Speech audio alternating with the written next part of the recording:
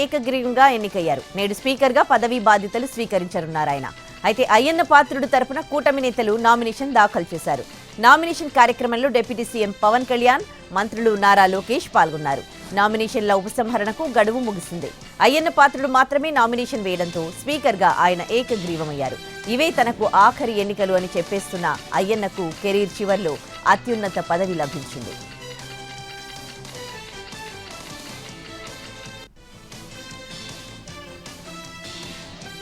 YCP అధినేత జగన్ ఇవాళ పులివెందులకు వెళ్తున్నారు. 5 రోజుల పాటు సొంత నియోజకవర్గంలో ఉంటారు. రాయలసీమ జిల్లాల నేతలు, కార్యకర్తలతో భేటీ కానున్నారు.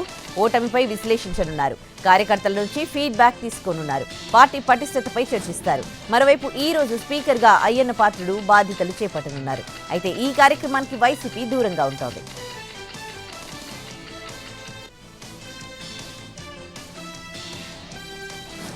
రైతు రుణమాఫీకి తెలంగాణ కేబినెట్ ఆమోద ముద్ర వేసింది. 2 లక్షల రూపాయల వరకు ఉన్న రైతు రుణాలను మాఫీ చేయాలని కేబినెట్ నిర్ణయించిందని సీఎం రేవంత్ రెడ్డి తెలిపారు. డిసెంబర్ 12, 2018 నుంచి డిసెంబర్ 9, 2023 వరకు తీసుకున్న రైతు రుణాలు మాఫీ చేయాలని నిర్ణయించామన్నారు. రైతు రుణమాఫీకి 31,000 కోట్ల రూపాయలు అవసరమవుతాయన్నారు. నిధుల సమీకరణ కోసం ఇప్పటికే బ్యాంకర్లతో మాట్లాడామన్నారు సీఎం రేవంత్ రెడ్డి.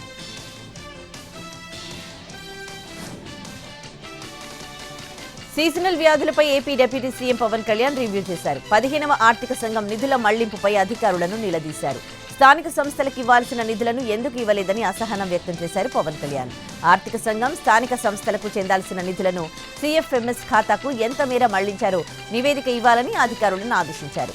తాగునీటి సరఫరాలో లోపాల వల్ల విజయవాడలో డయేరియా కేసులు నమోదవుతున్నాయన్నారు.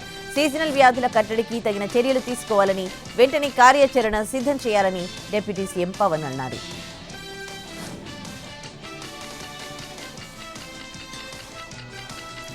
బాపట్ల జిల్లా చీరాల మండలం ఈపురుపాలెం వెళ్లారు హోంమంత్రి వంగలపూడి అనిత. యువతిపై అత్యాచారం, హత్య జరిగిన స్థలాన్ని పరిశీలించారు. యువతి కుటుంబ సభ్యులను పరామర్శించారు. వారిని ఓదార్చి ధైర్యం చెప్పారు. ఘటనకు సంబంధించిన వివరాలను పోలీసులను అడిగి తెలుసుకున్నారు హోంమంత్రి అనిత.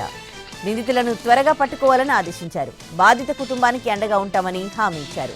సీఎం ఆదేశాల ప్రకారం బాధితురాలి కుటుంబానికి 10 లక్షల ఎక్స్గ్రేషియా ఇస్తున్నామన్నారు అనిత.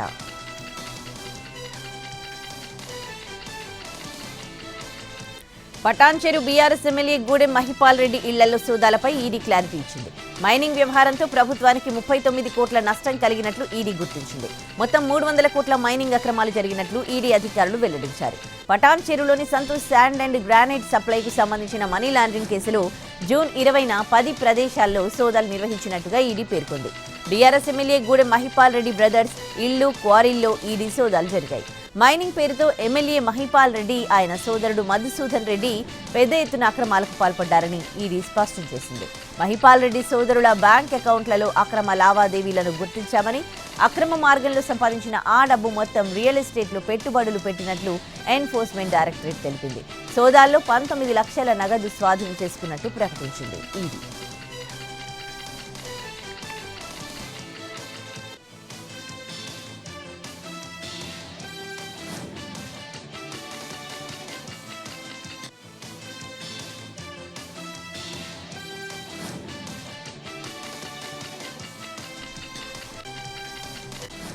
తెలంగాణ బీజేపీ పార్టీకి మంచి అధ్యక్షుడు అవసరమని అన్నారు గోషామహల్ ఎమ్మెల్యే రాజాసింగ్. దేశం, ధర్మం, సమాజం పట్ల అభిమానం ఉన్న వ్యక్తిని బీజేపీ రాష్ట్ర అధ్యక్షుడిగా నియమించాలని కోరారు. సీనియర్ నేతల అభిప్రాయాలను తీసుకున్న తర్వాతే రాష్ట్ర అధ్యక్షుడిని ప్రకటించాలన్నారు రాజాసింగ్.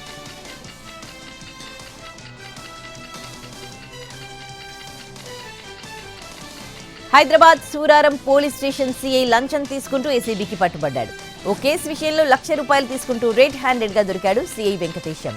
రత్నాకర్ సాయిరాజ్ అనే వ్యక్తిపై గాజుల రామారంలో ఓ భూ తగాదా విషయంలో కేసు నమోదైంది. దీంతో పీడీ యాక్ట్ ఫైల్ చేస్తానంటూ బెదిరించిన సీఐ 5 లక్షలు డిమాండ్ చేశాడు. బాధితుడు మాత్రం 3 లక్షలు ఇస్తానని ఒప్పందం చేసుకున్నాడు. ఇప్పటికే 2 లక్షలు ఇచ్చాడు. ఇక ఆ సీఐ బెదిరింపులు భరించలేక ఏసీబీని ఆశ్రయించాడు. మరో ₹1,00,000 ఇస్తూ ఉండగా సీఐని వలపన్ని పట్టుకున్నారు ఏసీబీ అధికారులు. డబ్బుల కోసం రైతులను జలగల్లా పట్టి పీడిస్తోన్న అవినీతి అధికారి ఆట కట్టించింది ఏసీబీ. సంగారెడ్డి జిల్లా న్యాల్కల్ తహసీల్దార్ కార్యాలయం ఆర్ఐ దుర్గయ్య 70,000 లంచం తీసుకుంటూ ఏసీబీకి చిక్కాడు. గణేష్పూర్ గ్రామానికి చెందిన రైతు మల్లన్న పాటిల్ భూమికి యాజమాన్య ధృవీకరణ పత్రం జారీ చేసేందుకు ₹1,00,000 లంచం డిమాండ్ చేశాడు ఆర్ఐ. అంతకుముందు 30,000 తీసుకున్న దుర్గయ్య 70,000 లంచం తీసుకుంటూ ఉండగా ఏసీబీ రెడ్ హ్యాండెడ్గా పట్టుకుంది.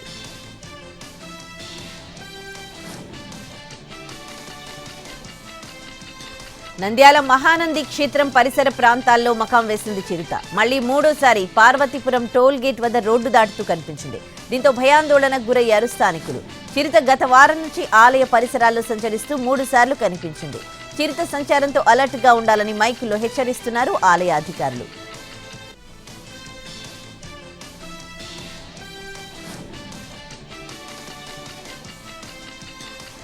అటెండెన్స్ రిజిస్టర్ ఫుల్, కార్యాలయంలో సిబ్బంది నిల్. తహసీల్దార్ కార్యాలయంలో నిర్వాకం చూసి షాక్ అయ్యారు హైదరాబాద్ కలెక్టర్ అనుదీప్.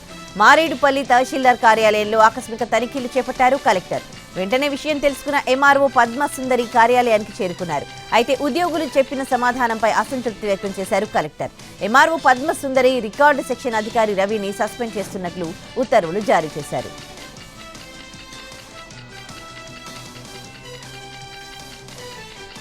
గుంటూరు జిల్లా మంగళగిరి మండలం కాచా గ్రామంలో ఏరువాక పౌర్ణమి ఉత్సవాలు ఘనంగా నిర్వహించారు. రైతులు ఆనవాయితీగా ఏరువాక నిర్వహిస్తారు. అయితే ఏరువాక గురించి ప్రాధాన్యతను రైతులు పుస్తక రూపంలోకి తీసుకొచ్చారు. గ్రామస్తులు, రైతులు అందరూ కలిసి ఏరువాక కార్యక్రమంలో పాల్గొన్నారు.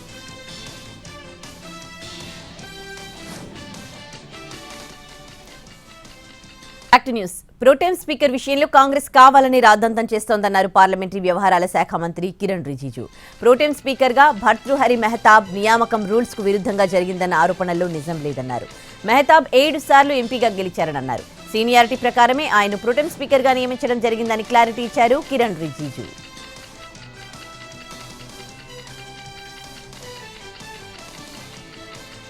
రాకపోకలు ప్రారంభించిన నెలల వ్యవధిలో అటల్ సేతు పగుళ్లు ఏర్పడ్డాయంటూ మహారాష్ట్ర కాంగ్రెస్ విమర్శించింది.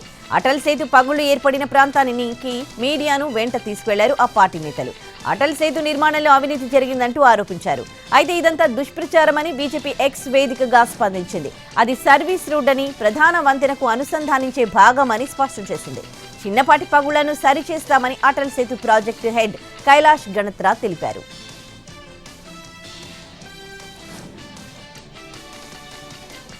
ఢిల్లీలో ఆమ్ ఆద్మీ మంత్రి అతిషి నిరాహార దీక్ష చేపట్టారు. పానీ సత్యాగ్రహ పేరుతో అతిషి ఆందోళన చేపట్టారు.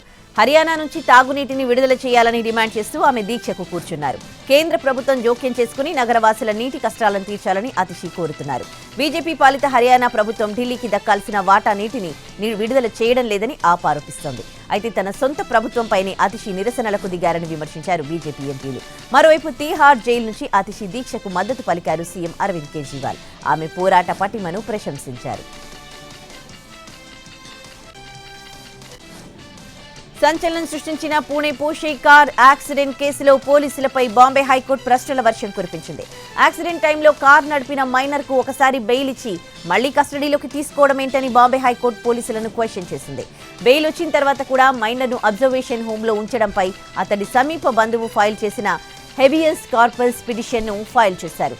దీనిపై విచారించిన హైకోర్టు పోలీసుల తీరుపై ఆగ్రహం వ్యక్తం చేసింది.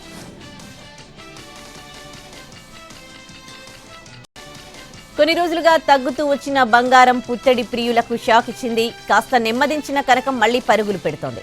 2-3 రోజులు తగ్గినా మళ్లీ ఒక్కసారిగా రెక్కలొచ్చాయి. 24 క్యారెట్ల బంగారం ధర పెరిగింది. 10 గ్రాములకి 810 రూపాయలు పెరిగింది. ప్రస్తుతం 73,250 వద్ద ఉంది. గురువారం రోజు 200 రూపాయలు పెరిగితే నిన్న మాత్రం ఏకంగా 4 రెట్లు పెరిగింది. ఇక 22 క్యారెట్ల బంగారం 10 గ్రాములు 750 రూపాయలు పెరిగింది. బంగారం ధరలతో పాటు వెండి ధరలు కూడా భారీగా పెరిగాయి. హైదరాబాద్ లో వెండి ధర కేజీకి 1,400 రూపాయల చొప్పున పెరిగింది. ప్రస్తుతం కేజీ వెండి ధర 98,500 రూపాయలుగా ఉంది. ధరలు ఒక్కసారిగా పెరగడంతో పుత్తడి ప్రియులు హైరాణ పడుతున్నారు.